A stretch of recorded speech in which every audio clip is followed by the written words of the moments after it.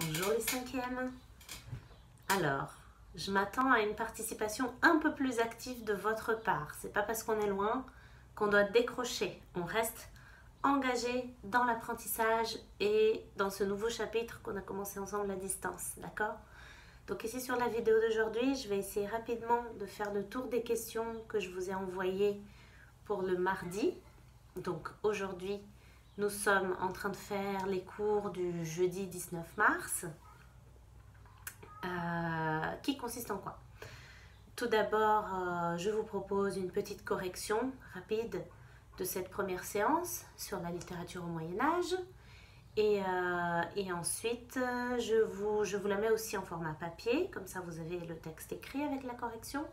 Et puis après, je vous donnerai aussi un exercice de grammaire pour cette séance, qui est une séance de 2 heures. Vous vous souvenez que le jeudi, normalement, on fait aussi grammaire, d'accord? Alors, tout d'abord, donc, je vous rappelle le titre de cette nouvelle séquence, chansons de geste et romans de chevalerie. Qu'est-ce que c'est tout ça? La chevalerie, la chanson de geste. Chevalerie, vous savez sans doute un petit peu, c'est le monde des chevaliers. Ça se passe au Moyen-Âge et la chanson de geste, ce sont les textes qui sont souvent chantés, vous avez vu dans les documents, par les troubadours, par les trouvères et par les jongleurs, 3 types de poètes de la voix, de l'oralité, qui vont chanter les aventures des chevaliers, les grandes conquêtes faites par exemple par Charlemagne. On va voir que le prochain texte qu'on va voir, c'est sur Roland, d'accord? Donc c'est ça, la chanson de geste, c'est tout cet univers-là de la chevalerie qui est chanté par certaines personnes qui sont des poètes professionnels et qui font ça tout le temps. Qui sont les grands héros du Moyen-Âge? Est-ce que ce ne serait pas plutôt ces poètes-là qui inventent, qui racontent ces histoires, qui parlent au peuple, plutôt que les héros de chevalerie, qui sont parfois imaginés, qui sont parfois idéalisés par les poètes? Toute l'attention, elle est là, entre ces deux questions. Je vous avais demandé d'abord de regarder une image et de me décrire l'image. L'image, c'était celle-ci. Je m'approche. Alors, au premier plan, nous voyons donc une belle dame en robe blanche, en robe très longue, les cheveux très longs attachés en arrière, qui s'adresse à un chevalier habillé avec son armure. On voit une gargouille tout devant aussi, donc on suppose qu'elle est sur le pas d'une église ou autour d'un château, on ne sait pas trop. Donc on a une construction en pierre qui ressemble aux constructions château fort médiévales. Et tout au fond, qu'est-ce qu'on voit? Au second plan, on voit des chevaliers qui partent sûrement en guerre ou à la bataille avec des drapeaux. D'accord? Donc on a le chevalier qui s'en va, la dame qui lui dit au revoir. Et toute la structure du Moyen-Âge, c'est celle-là. Ce sont les dames, les chevaliers se battent pour les dames ou se battent pour leur communauté, d'accord? Et ici, donc on voit ce départ du chevalier, c'est l'univers dans lequel on se plonge à présent. La dame, c'est souvent la femme d'un seigneur et le chevalier, il est au service de ce seigneur. Alors, ensuite, activité 1, que savez-vous du Moyen-Âge? Ça, c'est à vous de me dire.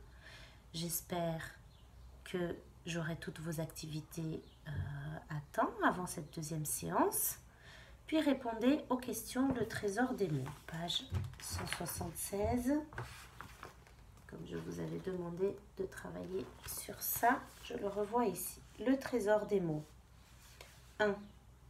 Je suis un poète médiéval qui composait des textes littéraires en vers, les récitait de château en château en m'accompagnant d'instruments de musique. Comment m'appelle-t-on? On le voit ici sur cette image, un groupe de troubadours qui va de château en château. Le troubadour, c'est ça, c'est le poète qui va de château en château, qui chante sur la place, dans la rue. On a aussi un type de poète qui s'appelle le jongleur, qui fait à peu près le même type de choses. Et les trouvères aussi, plutôt, dans le nord.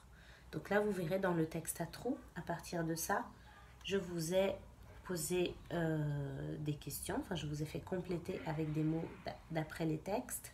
Et donc, ce sont les troubadours qui chantent. Et à l'écrit, c'est qui? C'est la deuxième question. Scriptorium vient du latin scribere, qui signifie écrire. Que font les moines dans la salle d'une abbaye, appelée scriptorium? Ce sont donc les moines, les clercs, les membres du clergé, qui vont écrire des histoires, qui vont recopier des histoires sur quel type de support? Sur des manuscrits. On n'avait pas encore d'imprimerie. Le texte ne pouvait pas être photocopié ou imprimé comme on le fait aujourd'hui, relié sur un livre. Non, c'était des textes sur du parchemin. Le parchemin en peau d'animal, d'accord? Et on écrivait tout à la main en faisant ces jolis dessins qu'on appelle enluminures, qui sont présents ici par exemple. Ça, c'est une page d'un parchemin, d'accord? Donc ils s'amusaient à décorer, ils écrivaient le texte et ils faisaient beaucoup de dessins tout autour. Ça, c'est le type de dessin qui pouvait illustrer un parchemin, ceux-là qu'on voit ici.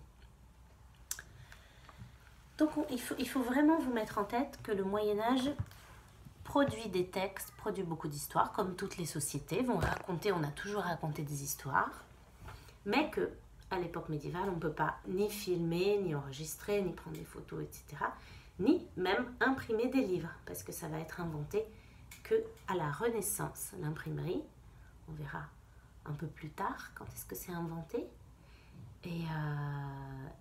Et donc, on fait comment? On raconte les histoires oralement, on les chante souvent, accompagnés d'instruments de musique, vous l'avez vu sur l'illustration avec les troubadours, ou alors on recopie. Mais imaginez-vous qu'à chaque fois qu'on veut transmettre un livre écrit, on doit recopier le livre en entier, ça prend énormément de temps. Et le moine, il va peut-être changer l'histoire, parce que s'il a envie de rajouter un épisode ou d'en enlever un qu'il n'aime pas, si vous deviez écrire une histoire, vous pourriez peut-être avoir envie de changer des épisodes. Ah, ben ça, ce chapitre-là, j'aime pas, donc vous ne l'écrivez pas, et ensuite vous écrivez la suite. Ben, c'était comme ça, et c'est pour ça que les textes n'étaient pas toujours les mêmes, toujours fixés, toujours reproduits à l'identique. La même chose pour les troubadours ou les jongleurs qui racontent la poésie, d'accord, qui racontent, qui chantent, qui s'accompagnent d'un instrument. Ben, parfois, ils ont envie de raconter un petit peu plus quelque chose ou un peu moins une autre chose. Donc le texte était variable. Et c'est ça que j'aimerais que vous reteniez. On avait des textes donc oraux et écrits, mais qui étaient dans tous les cas variables, qui étaient soit chantés, soit recopiés à la main dans des manuscrits. Le reste des réponses est sur le fichier écrit que je vous envoie. Merci pour votre écoute et une autre vidéo va vous transmettre le travail d'aujourd'hui.